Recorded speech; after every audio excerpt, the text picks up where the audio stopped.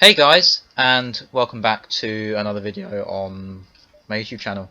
In today's video I'm going to be going through my thoughts and opinions on Assetto Corsa Competizione's release for Xbox One and PS4 on the 23rd of June, which at the time I was recording this video was yesterday.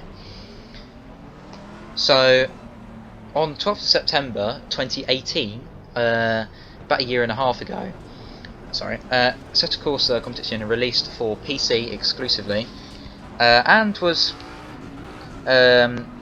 mixed reactions by the community. It was very buggy, but you could see the potential was there.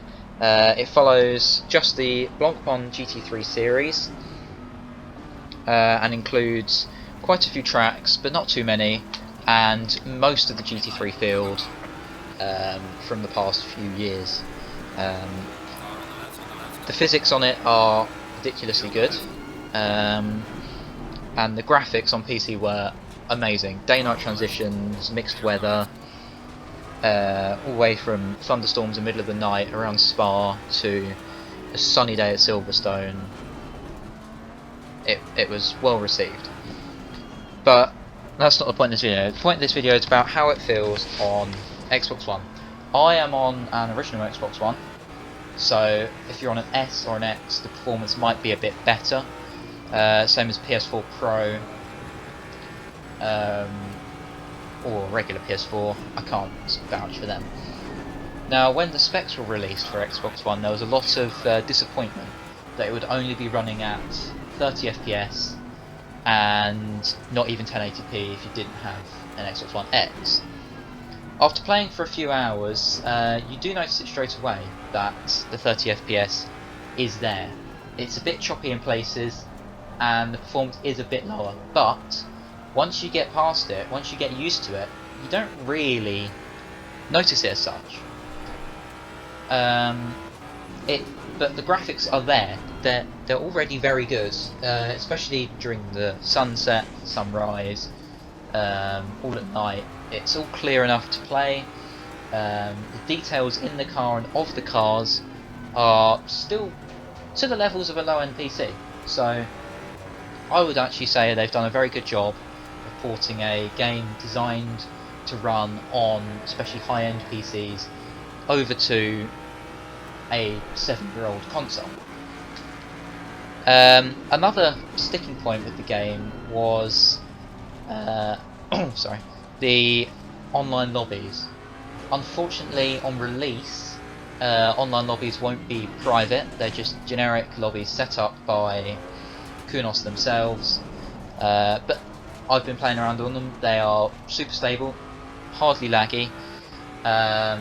20 driver lobbies as well, so an increase of 4 over both Project Cars 2 and the original Assetto Corsa, which is a bonus there.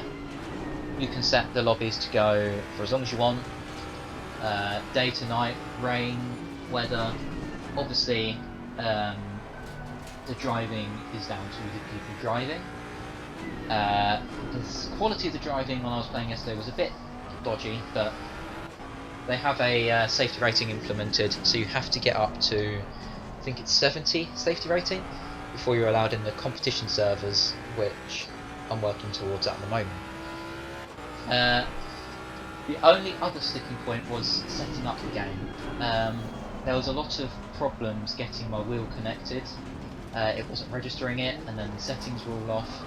And also, every time you go into a new car for me, I have to reset the steering angle, the steering degrees, because it defaults to 40 degrees, and that's unplayable.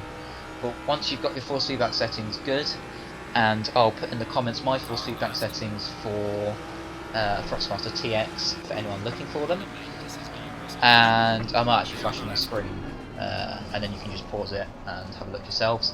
Once you've got them sorted, they're all good to go. Other than that, setting up the game was pretty easy. You just log in, get on and play. But enough about the bad points. The good points of the game. The main good point in this game is the driving. The GT3 cars all feel very detailed. They all drive. They all have their own characteristics, and they all feel how a GT3 car, I think, should feel to drive. They're all a bit different. For example, the Mercedes, with its big V8 engine up the front, tends to understeer a bit, but the power down the straights is ridiculous. But then you compare that to something like the Lamborghini GT3, the Hurricane. Mid-engine, it's a bit more slidey at the rear.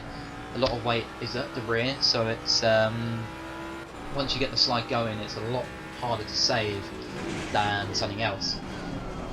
For example, a Bentley. But another of the major things which makes this game so good are the sounds. I mean, here I am, you can see in the footage driving the Jaguar V8 GT3 car.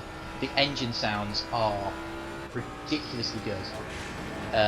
There's details in the sounds. You go under a bridge and you can hear the reverb and the echoes, and when you go against the wall you hear all that. You can hear all the gravel moving around under the tyres, and it's just it really helps with the immersion factor of this game to a top level. But in general, I have been really enjoying this game. It's very fresh. It's something completely new for Xbox. The most similar thing we've got to this is Project Cars 2, but it's nowhere near the level of this. If you ignore the 30 FPS and the trouble setting up the game, it's just amazing to play. It's fun. Once hopefully they've announced Kunos that private lobbies will be coming, so league racing will be able to happen, and all of that stuff, hoping for a really good long lifespan of however long current gen consoles have left, and then hopefully on next gen consoles, even better, 60 FPS if not more, and the graphics will just be right up there. But I can see why Kunos have chosen to go with all the details on the physics and the driving element of this game over graphics, to make sure it's smooth, it runs smooth, but you still enjoy playing it. Also, the tracks, another thing to note, the tracks, ridiculously detailed, all laser scan tracks. They're all, you can feel all the bumps, the little crevices in the road, bumps, curbs. The way the cars handle over the curbs is ridiculously good. You can ride the curbs to a point before they start slipping. You've really got to concentrate while you're driving and really get the most out of the cars. But I hope you found this video informative. If you have, I'd really appreciate it if you hit the like button, subscribe if you want to as well. Go follow the Nerdy Racer over on Twitch.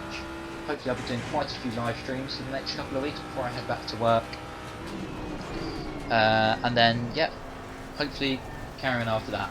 Thank you all for watching, have a great afternoon, and I'll leave you to watch the last few minutes of this race